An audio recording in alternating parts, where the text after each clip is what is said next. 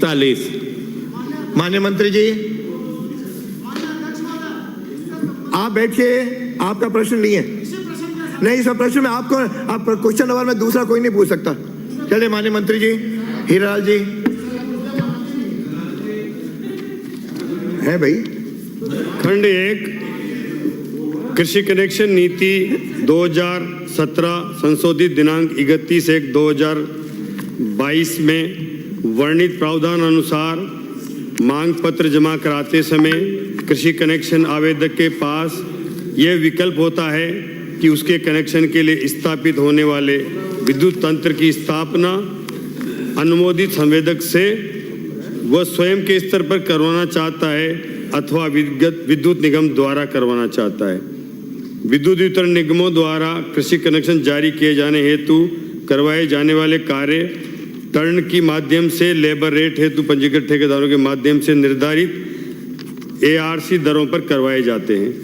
Turn की माध्यम से जारी किए जाने वाले कृषि विद्युत कनेक्शनों हेतु आवश्यक सामान, तार, ट्रांसफार्मर, केबल इत्यादि ठेकेदार द्वारा उपलब्ध कराए जाते हैं तथा ARC के तहत लेबर रेट पर पंजीकृत ठेकेदारों द्वारा किए जाने वाले कृषि विद्युत कनेक्शन के हेतु आवश्यक सामान विद्युत वितरण निगम द्वारा उपलब्ध कराए जाते हैं।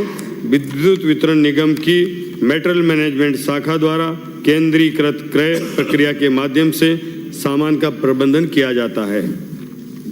माननीय अध्यक्ष महोदय, मंत्री महोदय ने जवाब दिया है कि कृषि कनेक्शन नीति 2017 और उसके संशोधित 31/1/22 मांग पत्र जमा कराते समय कृषि कनेक्शन आवेदक के पास ये विकल्प होता है कि उसके कनेक्शन के लिए स्थापित होने वाले विद्युत तंत्र की स्थापना अनुमोदित संविदा एंड कॉन्ट्रैक्टर से कराएगा, स्वयं अपने स्तर पर कराएगा।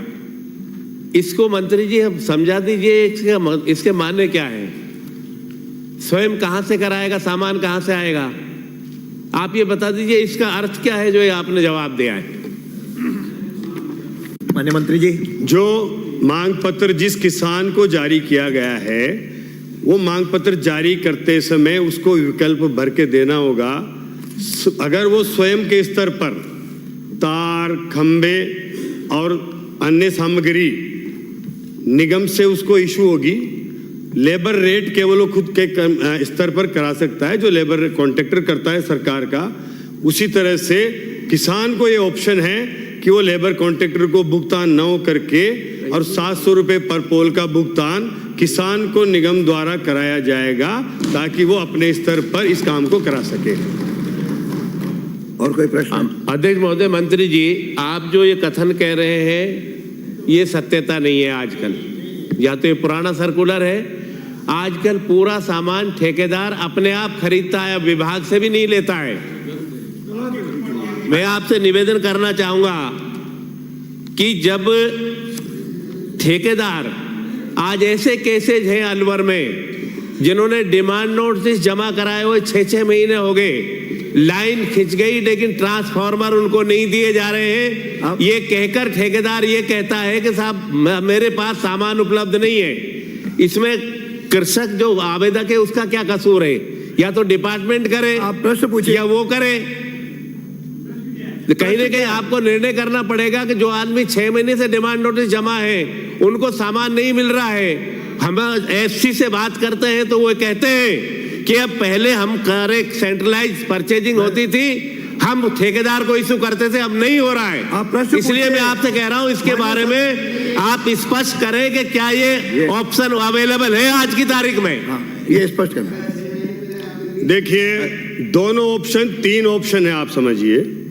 पहला ऑप्शन है किसान निगम से सामान लेकर के अपने स्तर पर उनको लगा सकता है। होता ही ना, विकल्प है। आप सुनिए, अरे माननीय सदस्य नहीं होता है।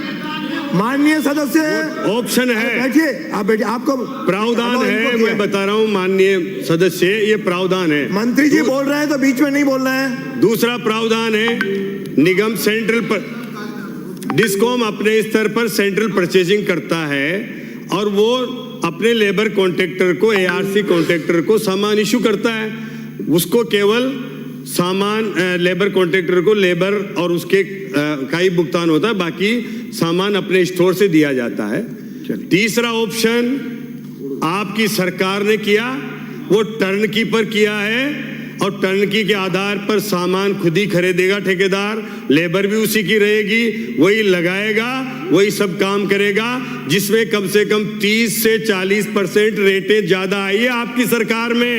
ये भ्रष्टाचार हुआ है आपका, ये निगम पहले कराता है, उसमें रेट कम है और आपने जो प्रावधान किए हैं, जो ठेकेदार आपने नियुक्त किए हैं, उनकी रेटें ज्यादा आ रही है। इसकी हम जांच कराएंगे और अगर उसमें भ्रष्टाचार हुआ है तो उनके खिलाफ कार्रवाई होगी और अधिकारियों को भी कार्रवाई से भुगतना पड़ेगा। अगला प्रश्न है श्री गोविंद प्रसाद। मेरा अंतिम सवाल। अगला आपके दो हो गए, अंतिम आपके सवाल। दो प्रश्न हो नहीं, गए। अगला प्रश्न ये रिपीट नहीं कर रहा श्री गोविंद प्रसाद। अध्यक्ष महोदय, मैं रिपीट नहीं कर रहा। आपका हो गया। मंत्री महोदय, आप दो बार रिपीट कर दिया। मध्य प्रदेश बॉर्डर के पास से आते हैं, जो मध्य प्रदेश में व्यवस्था है कि बिजली फ्री देंगे, सामान किसान अपना लगाएगा। आज स्थिति है कि आपके ट्रांसफार्मर अकेले अलवर में 32 करोड़ के ट्रांसफार्मर से भाषण नहीं, प्रश्न का उत्तर आ गया। किसान को ये गोविंद प्रसाद, माननीय अध्यक्ष महोदय, श्री गोविंद प्रसाद, गोविंद प्रसाद कहाँ हैं आप?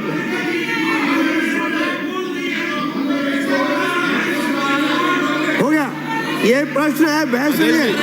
बैठिए माननीय सदस्य, बैठिए सब, बैठिए। मुझे नाम पुकारना पड़ेगा, बोरा हाथों में खड़े हो जाते हो बिना पूछे, ये बर्दाश्त नहीं करूंगा। बैठिए, चलिए बैठिए, माननीय सदस्य बैठिए, आसन पांव पे बैठिए। एक पूछते बैठिए, आप एक बार बैठिए, आप बैठिए। श्री गोविंद प्रसाद, अरे अगला, अब नहीं तो अगला प्रश्न पुकार रहा हूँ, गोविंद प्रसाद नहीं है तो। क्या अध्यक्ष महोदय, हम तो ये पूछना चाहते हैं, क्या ये कृषि नीति 2017 की जो मतलब उन्होंने प्राइवेट ठेकेदारों को दे रखी है, इसको जांच करा के क्या उसको निरस्त कराएंगे? क्योंकि आज भी 36 और 40% अबव प्रीमियम में काम हो रहा है, 40% अबव प्रीमियम में काम हो रहा है। अगर सरकार चाहती तो 2012 से 15, 15 से 18, 21 तक 3-3 साल के डिमांड निकाल के काम सीआरसी पे करा सकती थी। क्या उस नीति को खत्म करके क्या सरकार वापस सीआरसी पे देना चाहेगी? जो आज मतलब उपभोक्ता को 36 और 40% अबव देना पड़ रहा है। श्री गोविंद प्रसाद, अगला प्रश्न है श्री ललित मीणा।